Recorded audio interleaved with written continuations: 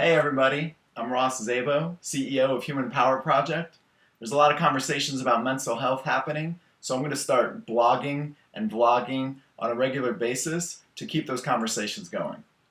I wrote a blog today called The One Thing We Miss When We Talk About Suicide. The basic gist of the blog is we don't talk about self-hatred when we talk about suicide, depression, mental illness, and self-hatred is easily one of the largest byproducts of these issues. I know this from firsthand experience. After I got out of the hospital for attempting to take my own life, I had a lot of self-hatred. I didn't just magically get over it, I just didn't magically feel better. I went through the extremes of bipolar disorder with anger control problems and psychotic features. To deal with it, I binge drank. I drank all the time. I put myself in a lot of dangerous situations because I really didn't know what else to do. My rock bottom moment came when I binge drank a lot of vodka and passed out for 22 hours. I woke up that night bawling, completely inconsolable, and realized that I hate myself. Self-hatred is really dangerous because when you hate yourself, you don't even care enough about yourself to want to try and get better. You don't want to do anything. People would tell me they love me, they tell me I'm a good person, they tell me that I had all these things to live for, and I just didn't believe them. Self-hatred is a really impenetrable wall. There are 6 steps you can take to try and deal with self-hatred and learn to like yourself. Step 1 is to think about the reasons why you hate yourself. I hated myself because I went through a lot of loss. My grandparents died, one of my friends was killed, I visited my brother in a psychiatric ward, and also I was diagnosed with bipolar disorder. I couldn't control my moods, I couldn't control my emotions, I watched all these other people go through life unaffected, and I really internalized that anger. Talking about how those situations made me feel gave me better coping mechanisms and allowed me to see that I didn't have to hate myself so deeply.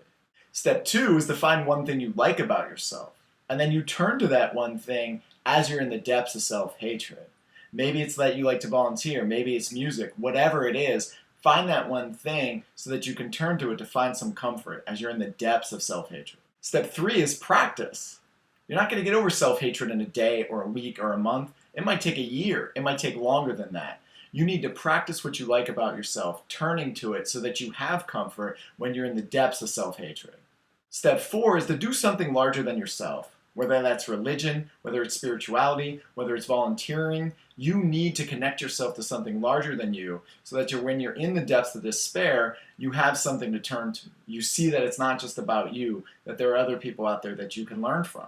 Step 5 is to create a healthy environment. When I passed out for 22 hours from binge drinking, I had friends who didn't think that was a problem. That is not okay. I needed to find friends who loved me, who supported me, open up to my family. You cannot get through self-hatred alone. Creating an environment and having people who care about you will only make it easier. Step 6 is to learn from setbacks. Like I said, you're not going to get over self-hatred in a day or a week or a month. I was doing okay for about 2 months, wasn't in all the depths of self-hatred, and then I had one trigger. And it was easy for me to go back into, oh my gosh, I'm such a loser, I'm so useless, I'm worthless, why do I even live? Why do I even go through this? That was a time where I had to learn that, hey, you just had 2 months where it wasn't that bad. How do you build from it? How do you grow it? How do you make that your mindset? So don't be afraid to mess up. Learn from your setbacks. You're only going to become stronger because of them. The hardest part about self-hatred is once I learned to like myself, I still had to deal with bipolar disorder, with anger control problems, and psychotic features, and find a way to manage that.